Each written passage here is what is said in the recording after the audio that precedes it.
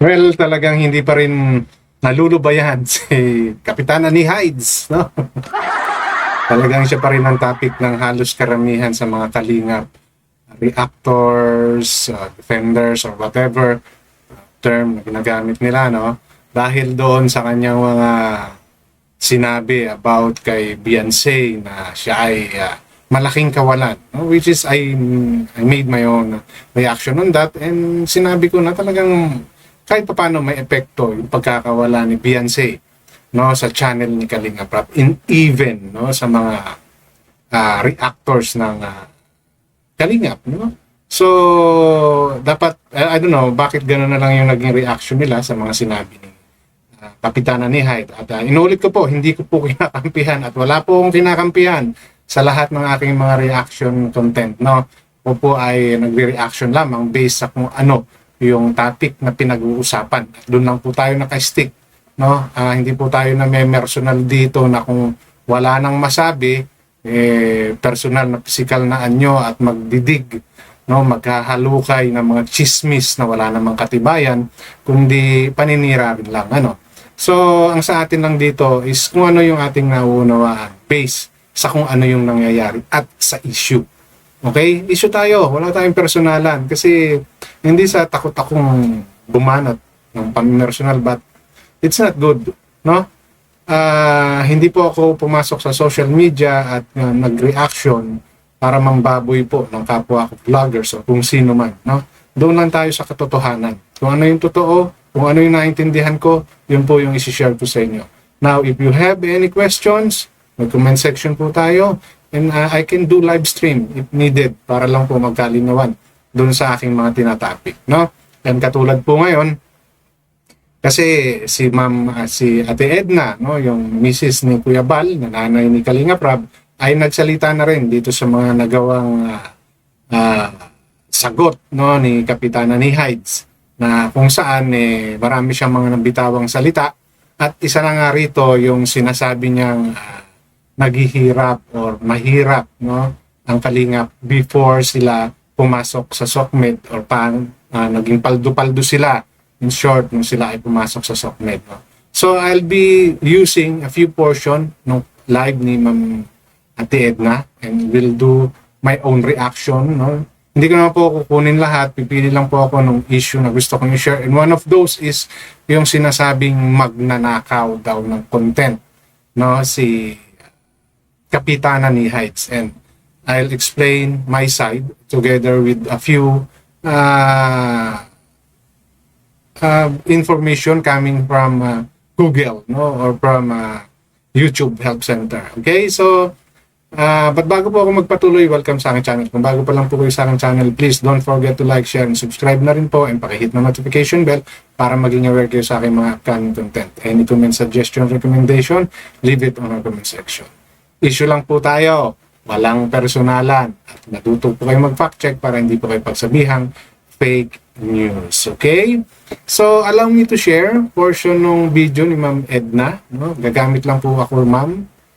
Ako'y makikigamit lamang ng portion ng inyong video regarding dito sa mga nabanggit nga, no, ni Hides, na ating bibigyan din ng konting opinion, no? Hindi po ito para insultuhin ng kahit sino pa man, no? Sinabi niya po yan, so I'll just give my own interpretation of the issue. Okay? So ito po yung mga nabanggit ng Ate Edna. Kapag tayo po ay punaan po na sa ginagawa ng ating kapwa, pati yung yaman, at saka isa pa yung nabanggit niya na walang-wala. Ano kasi, siningle out kasi niya. Kung general yung sabi niya na mga charity vloggers, okay yun. Hindi po ako hindi ako ma-react ngayon. Kaya lang, sinabi talaga niya si Kalinga Prab, si Kuya Bal. Diba? Sabi niya, dating walang-wala, ngayon ay milyonaryo na. Natatawa, sana all milyonaryo. Okay, so dyan, no, sa ganyang pagkakapaliwanag, no, kung yan man yung paliwanag ni Kapitana ni Hides, no, maaaring nagbago yung buhay, no, nila nung matubang, sabihin na natin the whole family because of Kuya Bal. No? And we all know Kuya Bal is the first one. Isa sa mga pioneer in terms of charity vlogging kasi way back Facebook days pa lang na hindi pa ganun kasikat ang mga charity vloggers, nandiyan na si Kuya Bal. No? And ako po isa rin naman sa saksi sa kung paano si Kuya Bal talagang tumulong at baga nag-charity before. No? So over time, syempre, makikita naman natin, no? Especially during maybe kalakasan ng channel ni Kuya Bal, ng kanyang pag-vlog, no? Tapos dumaan pa yung mga pandemic days, di ba? So, alam naman natin, nakita naman natin na talagang may revenue, no, sa YouTube. Okay? But it doesn't mean na talagang, kasi si Ma'am Edna ay teacher. No? So, hindi mo masasabing walang-wala talaga sila. No, teacher siya, although I don't know kung anong klase, but kumbaga, siguro, nasa middle class, no, silang pamumuhay prior to pagiging yung pagiging successful ni Kuya Bal sa mundo ng vlogging, no? And tulad nga sinasabi ni Ate Edna, talaga namang kumbaga kahit na kumbaga walang tinapos, no, di talaga wala siyang fix na trabaho, may diskarte, ika nga si Kuya Bal. No, so in terms of that, no, siguro na-exaggerate lang ni Kapitana ni Hides. Okay? And hindi siguro ganun lang yung pagkaka-deliver niya. Okay? And now, if she is really literally saying na walang-wala, no, well, that's her opinion, no? On that part, hindi ko masyadong itatouch yan kasi ano niyan opinion niya yan. And what am I saying here is, dumaan naman lahat sa paghihirap. Kaya nga nag-struggle. Diba? Para mapaayos yung buhay. Now, if dito nakahanap si Kuya Bal, no, ng kanyang extra income or naging major income niya, yung pagbabloging, that's why, pati si Kalinga ay pumasok, then, diskarte nila yon, no? Now, because the reason kung bakit ito nakukontinue, because of the mali, no? Yung mga wrongdoings na nakikita ng mga antay. No? I'm not totally against charity vlogging. It depends on the person na gumagawa ng charity. No? Because I admire Daddy Frankie, Tekram, Pony Alde. No? O the way sila mag-charity. Okay? Dito sa Kalingap, naku-question because may mga anti-Kalingap ngayon na dating loyal, no, na mga Kalingap supporters. So, that's why this is a process of showing sino ba talaga ang may mali. Sino ba talaga yung nagsasabi ng totoo.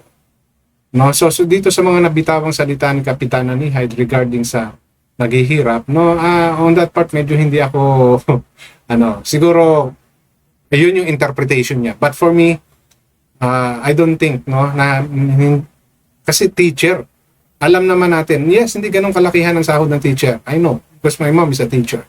Pero, kung katulong mo yung asawa mo sa paghahanap, you can survive. No? And I don't think na naghihirap talaga sila. Now, if there is a proof na magpapatunay na talagang they are really struggling during the time at sila ay umasenso sa pagbablog, much better show it rather than sabihin lang na sabihin. Di ba? Yun yung sa punto ko rito, no? Kasi nga na single out. Well, I sympathize with Ma'am Ate Edna on that matter kasi nga siningil out si Kuya Bal at saka si Kalinga Prab, no? Yes, nako-question sila ngayon dahil nga sa nangyayari sa mga nakikitang anomaly ng mga anti-Kalingap, pero it doesn't mean na sila'y walang-wala, no? Maaring nakakasapat yung kinikita nila. Then when they enter into this kind of social media, maaring bumuti. Hindi maaari talagang aluan yung buhay. Proven and tested na yan na marami talagang gumanda ang buhay dito sa SOCMED, especially if all your content are doing viral, nagba-viral ka talaga. Aminado na po ako dyan at marami na pong nakakaalam. Okay? And another issue, no, na ito naman na I need to comment on this because I'm one of those reactor, no. And parang sa pagsasabing ito ni ni Ate Nida, ni Ate Edna, napatanong ako sa sarili ko. No? So kung ano po yung sabihin, allow me to play that portion ng video, no? Inanakaw mo, hindi yan sa'yo. Gumawa ka ng sarili mong content para makarating ka sa langit. Okay, may sinabi kasing Bible verse dyan si Ate Edna. Okay? Ang gusto ko lang pong bigyan ng aking reaction dito is yung pagsasabing ninakaw na content, nagnanakaw na content. Because what Kapitana Nihay doing is criticizing, no, yung mga sinasabi. Giving reactions, no, doon sa mga nakikita niya, no, dito sa Kalingap community.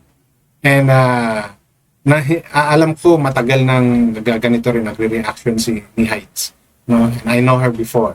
Dahil naging magkasama rin kami niyan sa Mamigs, no? So nagre-reaction siya but hindi lang ako nakasabaybay sa kanya. Now, dito ang concern ko lang dito is sa pagsasabing nagnanakaw. Okay? First of all po kasi, no?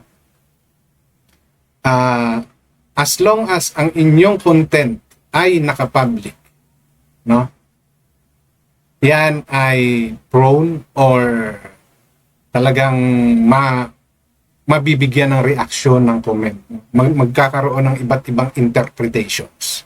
Lahat po ng nandirito sa social media.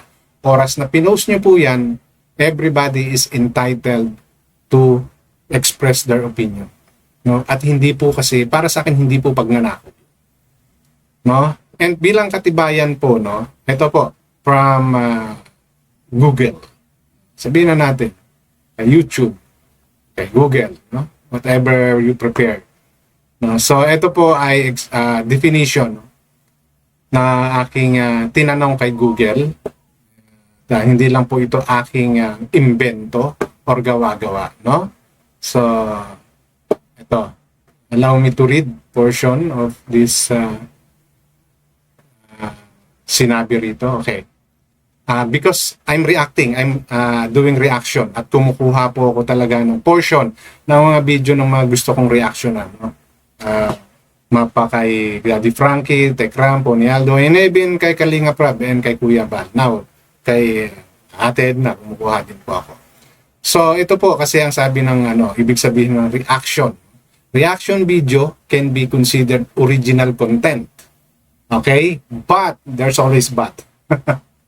They may also raise copyright concern. Okay?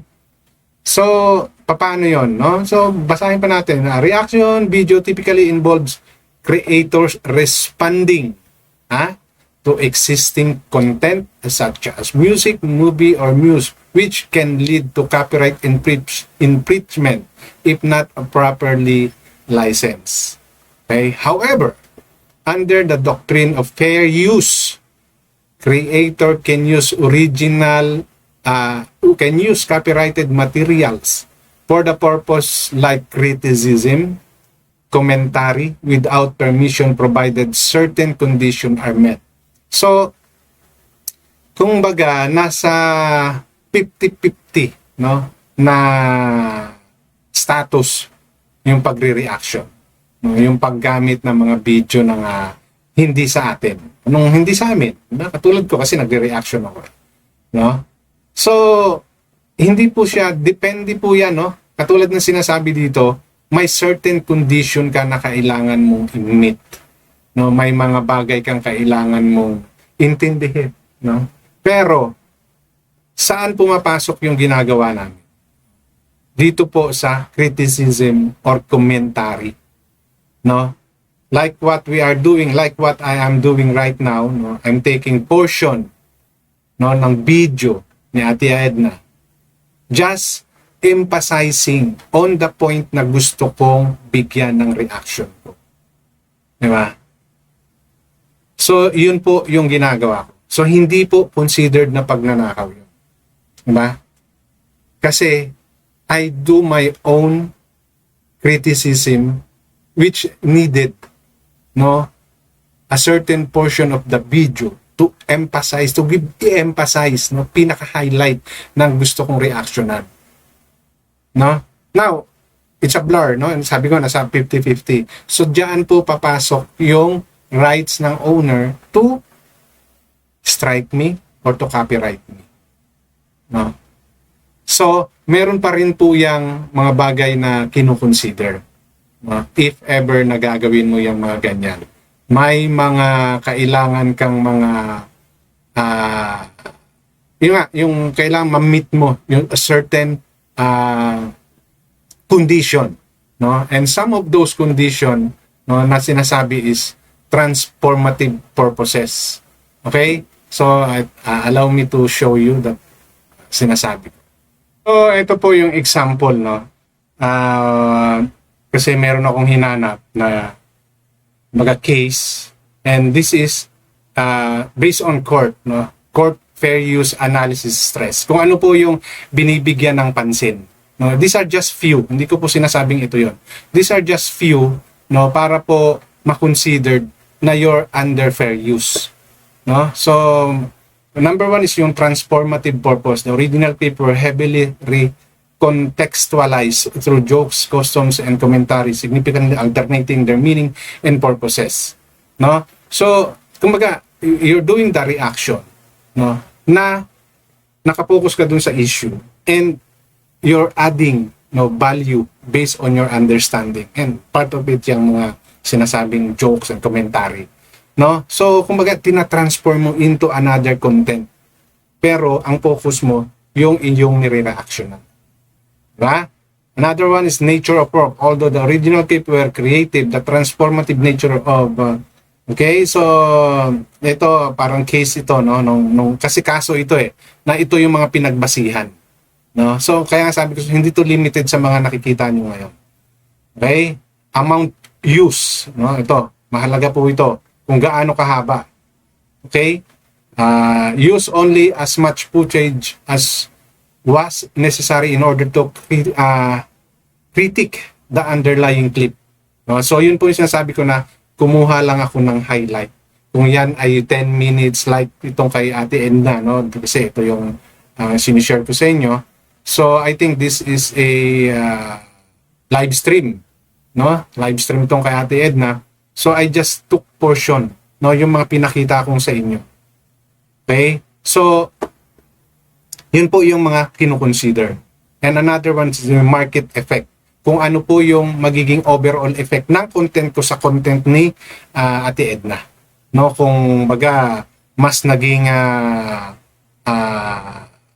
kumbaga mas dumami or sa haba, no, ng kinuha kong clip plus yung added information ko, naungusan ko pa, no, yung content ni Ate Edna, parang mas naging nabigyan ng pansin ng mga viewers, no?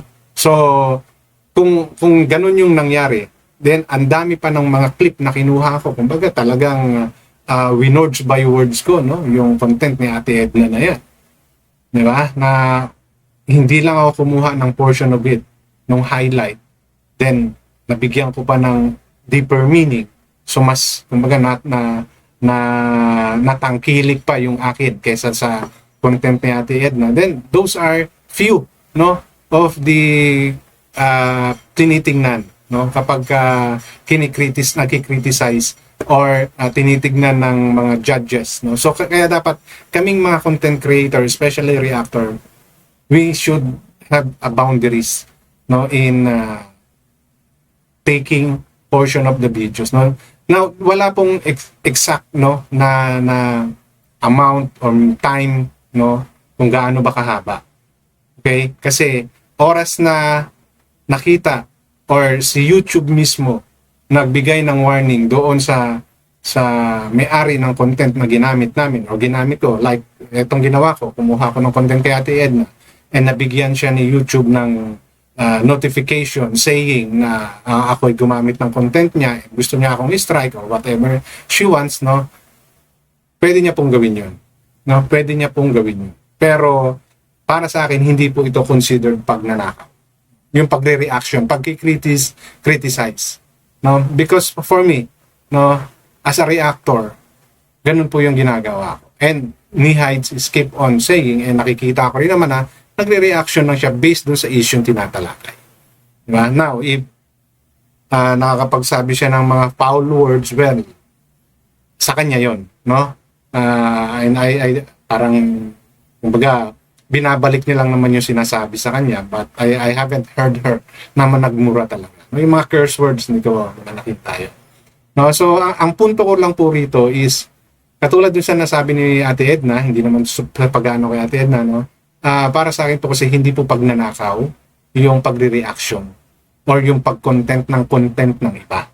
No? Kasi I added my own understanding, no? I explain, no? I do research, I do critical thinking, no? Hindi ko po siya plinay basta yung mga content nila just for to have, no, my own content, no, sa channel ko, no. So para sa akin wala pong pagnanakaw sa nagagawa ng mga nagre-reaction, no. Katulad ng nasabi ko, lahat ng mga content na naka-public are subject for criticism of everyone, no, mapa-good or mapa-bad dyan. Okay, so ang mahalaga, masasagot natin kung ano yung kinikriticize sa atin. Diba? Rather than insulting, cursing, which is very far from what is the real issue na pinag-uusapan.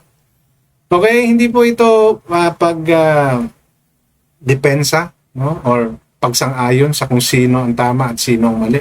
Ito po ay aking opinion, no, na para sa akin ay tama.